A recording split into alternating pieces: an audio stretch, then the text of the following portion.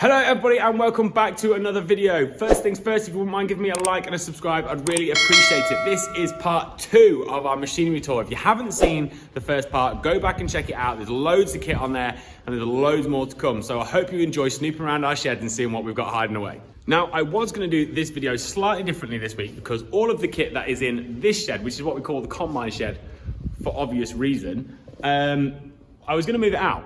And the reason I haven't moved it out and to show you all the kit properly, it's because the combine has decided to break down and it's in the doorway, which is really annoying. I've got some work to do in here, so I wanted to get the shed clean, but it is what it is. We've got diesel running from the pump up to the engine. We've got diesel at the injectors, but we can't get any smoke.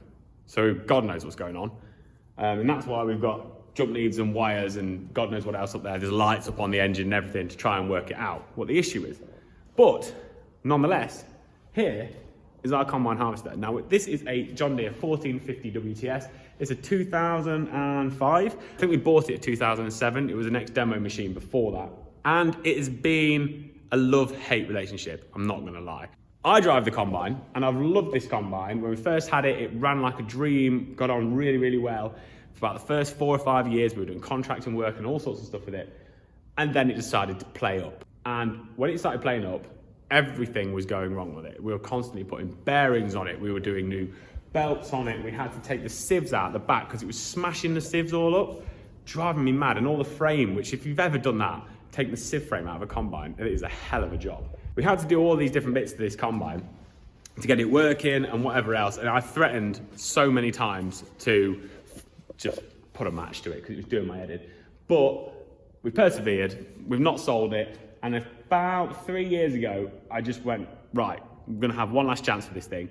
We'll overhaul it. And we did loads of bearings, belts, we had the thing out the back again, all the sieve frame, strengthened it all up, rebuilt the sieves, did everything to it. And touch wood, since then, it's been pretty good until today, when it won't start. Now, this big yellow piece of equipment behind me is my Claydon drill. And this is the direct drill I was talking about earlier on. I love this drill. It has made such a huge difference to us as farmers and the way that we farm and how we do what we do. And when we bought it, we kind of thought, you know what, we're going to move from conventional tillage just to direct drilling. That's what we thought. But it wasn't really just like that. It made such a huge difference one way or another. It's allowed us to do so many things on our farm that we never thought we would be able to do. We've started growing cover crops where we didn't used to because by the time that we'd cultivated and drilled the cover crop previously, it was too late to grow them. Now we can just go straight in and drill them. We've been able to graze those cover crops with our cows, which meant that we've saved loads of money on silage and straw over the winter. We've got contracting work for this. It's so easy to put in beans. So actually, I'll soon be drilling beans and I'll do a massive video on this when we start and get it out. But I will soon be drilling beans. So if you are local to Leicestershire and you want some beans drilling, hit me up because I'll come and do them for you. It's a dollar with that thing. Makes a hell of a job. One thing I love about the Claydon, and one of the reasons why I think Claydon is a really good investment against other drills, is because it runs with 9 bands of corn. So in 3 meters, we have 9 seed bands. And they actually now make inter-row hose for them. So if you want to reduce your chemicals like we do, and so on and so forth, you can buy one of those inter-row hoses to do a lot of your weeding. And it's something that I'm quite interested in. I think they're about $4.5 grand for a 3 meter one, goes on the front of your tractor. And although it's quite a labor intensive job, as opposed to spending the money on chemicals, it's actually better for your soil and one thing or another. So that's another reason why we bought the Claydon, because they just have so much other equipment that suits what you're doing with this. And in the back, we have a few more bits of kit. So over my shoulder, what you can see is the Deutz-Fahr FH900 forager. I think my dad bought that new back in the 80s as well. We used to do all our own silaging until we started using bales. When we did clamp silage, we used to use that. I remember sitting for hours on that thing, putting clamp silage in. And behind there, you can see all of the silage equipment, silage sides and whatever else for those AS trailers that I was showing you. That's a really good forager. And we don't use it anymore, but it still works. It works a dream. And if anybody's interested in it, we've tried selling it a couple of times. People haven't wanted it. But if you're watching this and you're thinking it might do you a good turn, let me know, because I'm quite happy to sell it to you. I don't want to scrap it because it is really good and someone's going to have a benefit out of that. So yeah, hit me up. Another couple of bits of kit, we've got the old Welger square baler. That actually hasn't been out the shed for quite a while, because when it does go in the shed, we always give it a wash and a polish. One thing I will say is we always clean all of our kit before it goes away. So if it looks dirty, it's because it's been in here for a long time. But that's been in here for quite a while. It gets shuffled around every now and then. And at the back, we have the Gambetti Bar sprayer. It's 21 meter sprayer. That's a 1995, so that's quite old, but it does the job.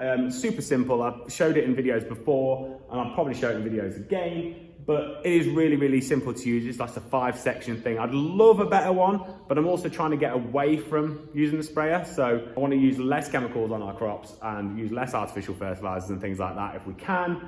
So realistically, buying a new sprayer for me is kind of false economy, but if it died, I suppose I'd have to. And for those eagle-eyed guys of you, yes, we have got the bale trailers stacked up. When my dad bought these Norton bale trailers, he actually requested that they made them so we could stack them. So this top one doesn't have the strap eye or hook or whatever between the wheels, so that we can put pallet tines between there and lift them up so they're equally balanced. We drive the other one underneath and put them on top. It just makes life a lot easier when we come to put them away for the winter. And then we stack them up. So we've got the hay bob, we've got the flat 8 sledge and the flat 8 grab on there. Just put all that kit on there and it just makes more use of the space, really. And the pièce de résistance, one of my favourite pieces of kit, is the John Deere 6410. Now we've had this from new, it's a 1999. It's done about 8,000 hours now and we use it all the time. It's a 4-cylinder turbo and this was the main tractor for so long. When I was a kid, I used to go baling with Dad on here and one thing or another. I used to spend hours sat on that passenger seat when he was drilling and all sorts of stuff. But now she gets kind of used for the straw shredder in the winter, and it gets used on like the rolls and the bale wrapper and things like that. That's why, if you've noticed, on the front weight block, I kind of have some wrapper tubes to put my wrap on when I go wrapping. She's a bit dirty because I did wash her off last week, I think. She just gets covered in seeds from the grass from when we were using the shredder. We try and keep her pretty clean if we can. And behind her is the McHale, another piece of McHale kit, again from Marshall Farm Machinery. Let me rub that off so look, you can have a look and order some stuff from him if you want to. Philip's a good guy, he'll sort you out. It's the C460, it's a single bale in the front, single bale in the back. Essentially you can get longer ones, so you can have like 3 bales in. But yeah, we just use this one. We'd never get the longer one around our yard. We've had this now for about 4 or 5 seasons and it's been really, really good. It is so good at chopping the silage, because before this we had a coon and the coon could not handle the silage at all. Don't know if they're any better now, but that one was rubbish. It was all right for doing the straw, but then we bought this. We do all of the silage with this. We do all of the bedding with this. Every day we put through, I think, about 15 bales a day, one way or another, either silage or straw. And it just does the job so well. Really impressed with it, and I would definitely have a new one. Actually, I think the new ones have a thumb dial for doing the spout as well, so it's like on your thumb, which I think is quite cool. I have it on like a joystick on the window. I cannot fault it. I think it's awesome. 2 of the most essential pieces of equipment that I know some of you guys have spotted before is the Ford Sindexter and the Ford 4600 behind me. The 4600 was the main tractor back in its day. Used to do all the fertilizing, spray and everything like that. Now is relegated to the log splitter pretty much full time. Used to, when I first started working here, I used to use that on the straw shredder. But yeah, as I mentioned in my Q&A, we were starting to kill it, so we decided to relegate it for its own good. The Ford Sindexter, however, we've had that for a very long time, and it still gets used. It was actually used earlier today. It's on the scraper, and we use it all the time. Starts first time. It's an absolutely brilliant bit of kit. Oh, well, we'll say, if you've noticed that the battery's missing on the Ford 4600, it's because we're using it on the combine, not because there's a problem with the tractor, because that tractor is awesome. I love this Dexter as well. And one day I want to do it up, but at the minute we use it all the time, so that won't be happening. But I think it'd be great one day to just have it as like a little bit of a collector's item. If we ever get something else to do the scraping, we can use this, have it as a collector's item, put it in the back of the shed and just admire it because it's lovely. Like I mentioned before, we have a loader for it. I've never seen it with a loader on, but I think it'd be pretty cool. It's mad to think that my granddad used to muck out all the cows and one thing or another with that. Can you believe it? Like, you imagine mucking out all your cows nowadays with that, with a loader on. It doesn't even have power steering, so it's just, it would be a nightmare. It'd be unbelievable. They were so much fitter than us. We're so lazy. And behind me in here, we also have our Cherry cattle trailer. Now, we've had this cattle trailer for a lot longer than people think. We think we've had it for about 20 years. We got it when I was in primary school. I remember that. And it's been a brilliant bit of kit. It's got a hydraulic backboard on it, which is operated from down here on this little lever.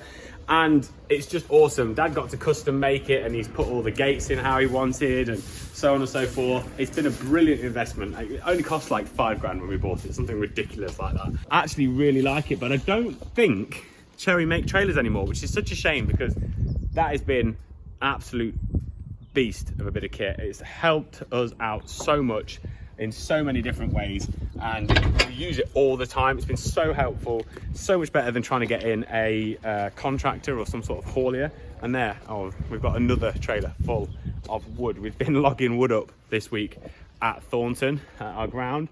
A lot of the trees were overhanging and we had to cut them back so they didn't land on the hedge cutter. And yeah, as you can see, we've been quite busy, and that's probably only about a quarter of it. We've got so much more wood to do.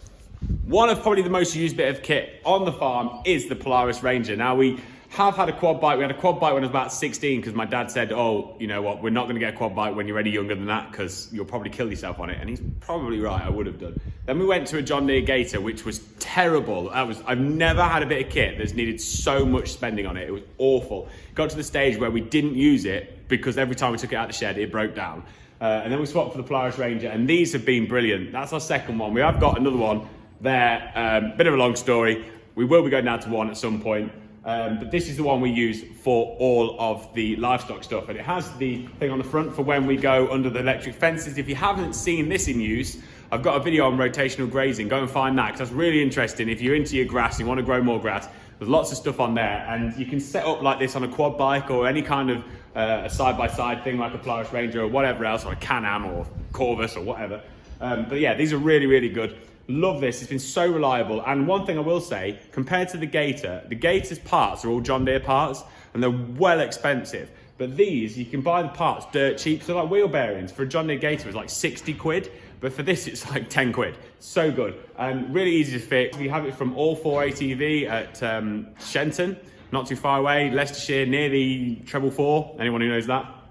Andrew Shepherd there is really good. He looks after you, keeps them in great nick, and always does a good deal. Another one of my favorite bits of kit, and I'm just going to talk about this, is my people carrier trailer. Now, I built this trailer out of an old bale buggy about 5 years ago. I don't know if it was a Brown's bale buggy, I can't remember what it was, but it was a bale buggy anyway. I extended it out the back and one thing or another, and I put seats in it. It's really, really cool. I'll just give you a quick view around it. So I've got these lockers here. So you can put stuff, so the seats are at the other side of that, and I've got these lockers so you can put stuff underneath the seats, and I've got the dog boxes here as well. There's one either side. And then if you come up the back, we go up and we go in. So we've got the seats all around it. Obviously checker plate forward, keep everything so we don't slip round and so on and so forth.